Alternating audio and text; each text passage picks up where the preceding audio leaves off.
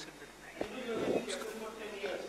what will it take to take out the captaincy from out from you? When you are not only captain, not setting the fields and batting orders. What will that? How will you do that? To cut the long story short, in my mind, my last series was the South African series in India. After that, it's pretty easy to judge why I went to Zimbabwe and all of that. And because of all that, finally, I told BCCI officially that I won't be captaining anymore. I'm somebody who believes in our scenario, split captaincy is something that doesn't really work, and it's not something that I had a view upon right now. It was something I always believed in, that with the Indian team, one captainship, one player leading the team in all the formats is something that's very crucial. And now that I can't be the test captain, since I've quit test cricket, I don't think my views should change. So, it was something that was always in my mind. Virat took over the test captainship, and I wanted him to have some time over there and then, get into the full captainship role. So he was always ready. Limited or over format is not a big challenge. And, that's why I finally decided that this is time to, move on and give Virat the full captainship. And ek aur kuch sawal. The captainship part, I think the wicketkeeper is always a vice captain of the side, irrespective of whether he's the announced vice captain or not. One thing is there that the field setting is usually given to the vice captain or the wicketkeeper. In this scenario, I'll have to keep a close eye as to what the skipper really wants, as to what are his preferential field positions. When I was the captain and the wicketkeeper, I always knew what I wanted, where I could keep the fielder. So, I already had this chat with Virat as to how he likes his fielders, where he wants them to be, because that will have to change in the sense, I'll have to be more aware about, okay, these are the like in whether he wants the short third fine or he wants it slightly wider, because different people, have different opinions on how they want to use a particular fielder. I was always somebody who liked the, if you have a short third or a short fine, I always preferred it closer to me, so that it's slightly more difficult for the batsman. He has to play a shot to get it through the right side of the fielder. So, all of that, I'll have to adapt. But overall, I don't think much changes. I'll be there to give as many suggestions as possible to Virat as and when required. And the field positioning is something, I'll have to keep a close eye. I can't just, freely on my own, you go left, you go right. I'll have to consult him, tell him, because if it's strategically positioned in a particular place, it can become a bit of a problem, because if I start moving around. But, it's not something that's a big trouble to cope up with. It's just that I'll have to keep a close eye, especially in the first few games, maybe a couple of games where, I can read the field positioning and everything and use it, from their point. What do you think were the high points of your captaincy? Any regrets as captain? No, I don't regret anything in life, because what has happened has happened. What doesn't kill you makes you stronger. As far as, the good things are concerned, there are plenty of good things that happen. It's very difficult to pick and say, okay, these were the difficult parts or these were the parts where I really enjoyed it. Overall, it has been a journey for me, the ups and the downs, right from when I started. I went through the good period, I went through the tough period. When I started, there were a lot of senior players in the side, and as we progressed, there was a time when the senior players had to leave, and we had to make sure that the transition is smoother. And also what really happens at that point of time is you try to groom the youngsters so that they start to perform very quickly. The only good thing is, if you see over the period, once the seniors left us and the juniors came into the side, from that point till now, it's the same juniors who have started to do well. We invested in them, and over the period, they started proving that they are the ones, who will take the legacy forward when it comes to Indian cricket. So, that was a very satisfying thing to see. But overall, it was a journey that I really enjoyed, and it's something that brings a smile on your face. Whether it's the tough periods or the the winning periods. But overall, it's a journey that's more important.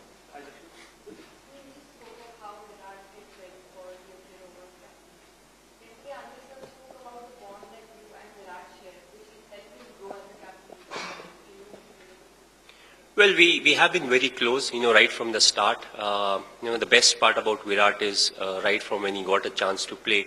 In Indian cricket, more often than not, we have seen a lot of cricketers say, when they get 5 games, and if they are out of the side, they're always worried about the 2 games they didn't get.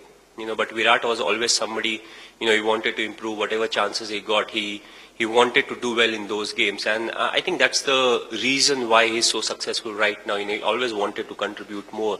If he scores a 60 or a 70, he was somebody who wanted to score 100, who wanted to be there at the crease. If India they are chasing, or if we are setting a big score. So I felt that was the key factor for Virat, and right from the start we have interacted a lot.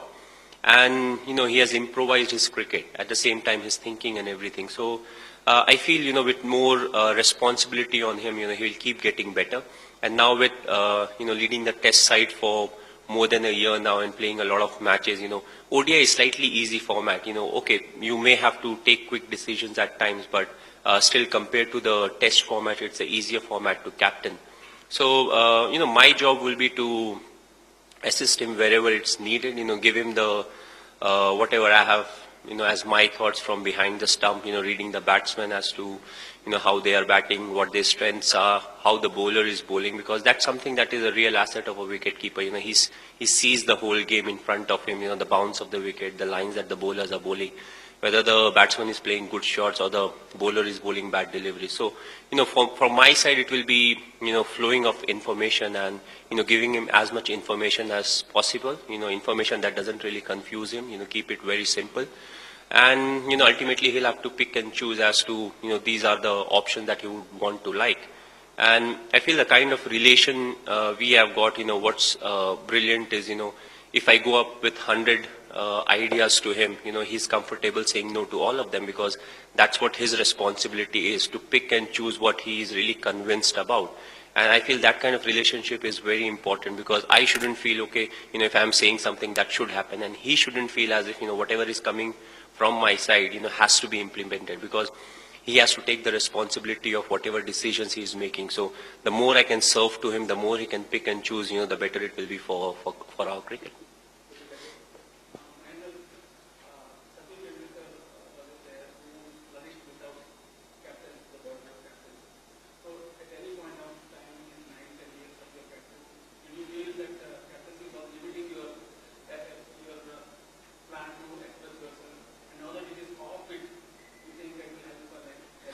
No, again, what depends is, what is your role in the team? As I said, since I was the captain, and always felt it was difficult for the newcomers to come and bat at 6 or 7. So I thought, I should be the person who takes that added responsibility of, playing lower down the order, so that, youngsters, they come in, they get a chance to, express themselves. And at the same time, once they have, big scores under them in the future, you can look to, if somebody has that talent of batting lower down the order, you can shift them to lower down the order. So, that was something that was in my mind, and I kept doing it.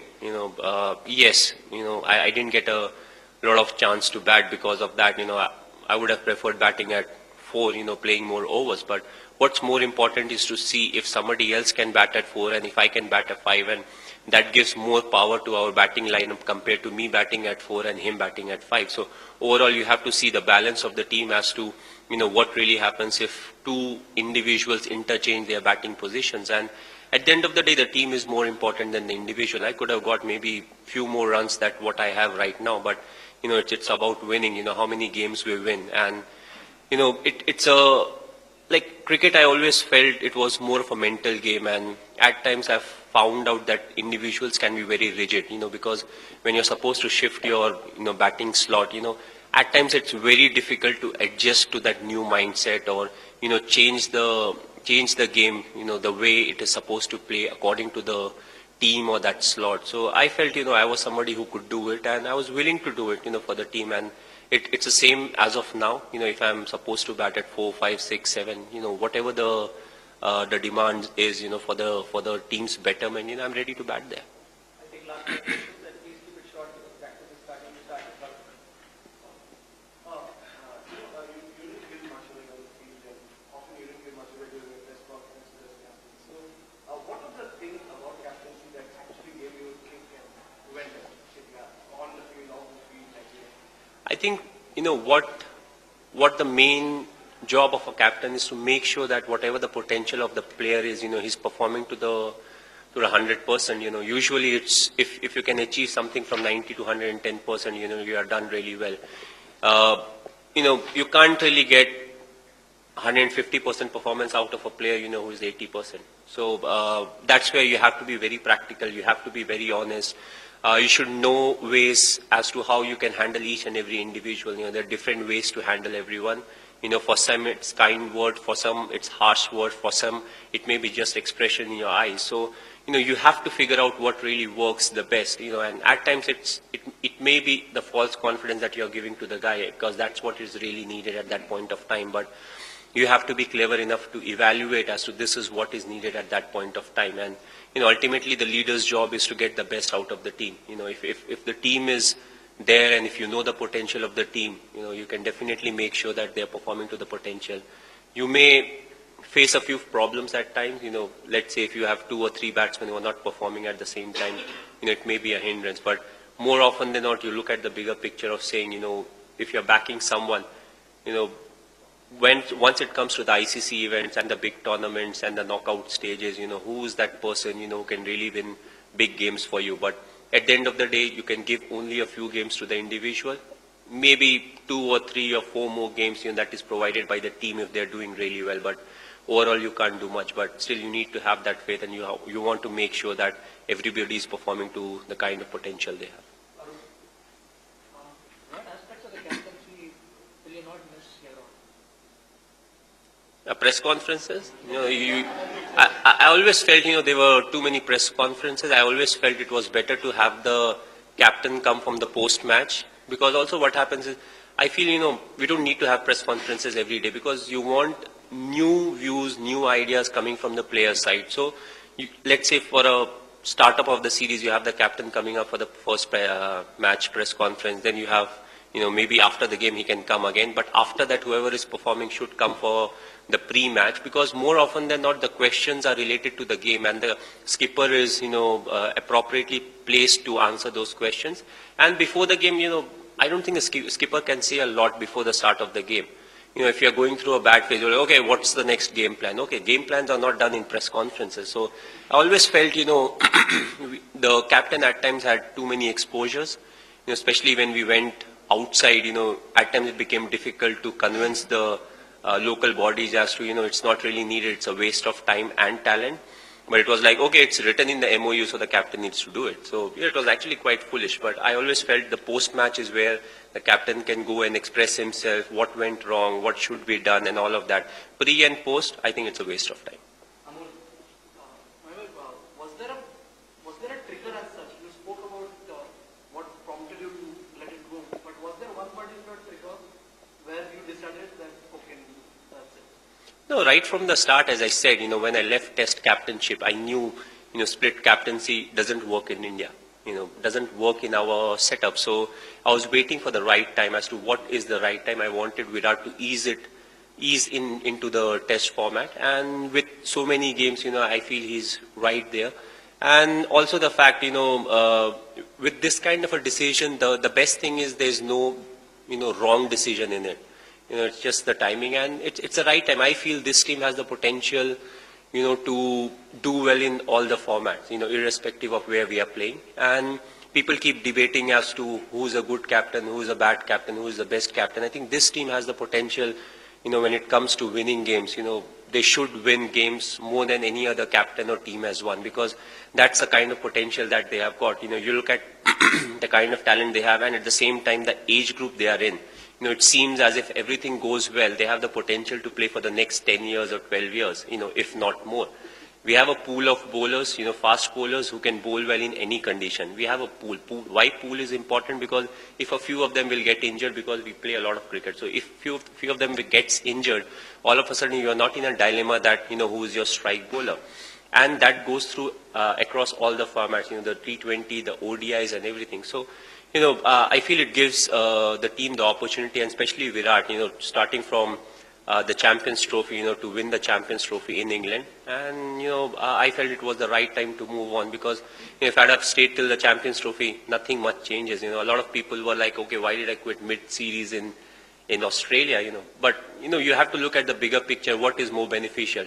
One more game into my test number, maybe it would have been, 92 or 91, whatever. It doesn't make a lot of a difference, but since Saha was there, he gets a chance to play one more game in Australia, and if everything goes well, he will be the person who will be going into the foreign tour, so he has that exposure, and Virat also at the same time gets the same kind of exposure. Last question, Hari.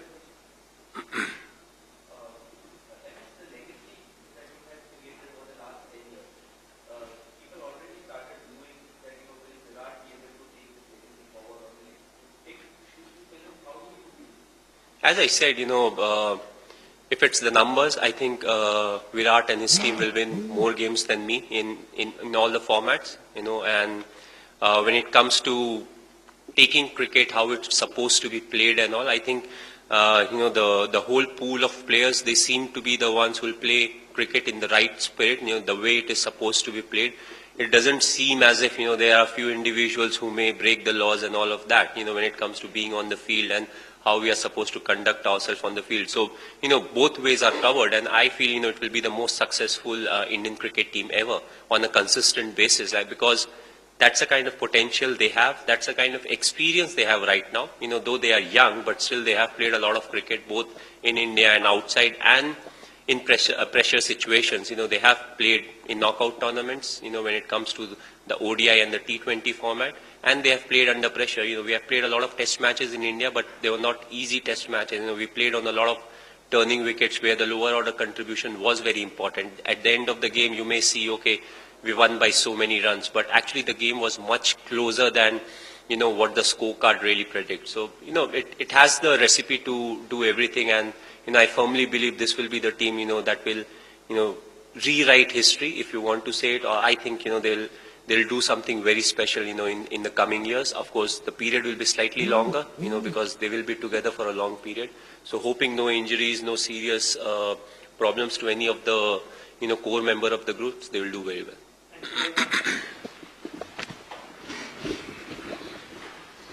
Mahendra Singh Dhoni there addressing his first press conference since stepping down from the T20 and ODI captaincy, saying that this was the right time to hand over the baton to Virat Kohli so that he has enough time to prepare for the World Cup. Also saying that Virat Kohli has done a tremendous job as a test captain and he felt that this was the right time. Mahendra Singh Dhoni also saying that this was not a sudden decision. He always thought that India should have one captain in all formats of the game. So that's the big story. Mahendra Singh Dhoni there addressing his press conference when asked what's the thing that he will miss. Captain Cool there saying it's press conferences. You too can comment on that story on our website news18.com.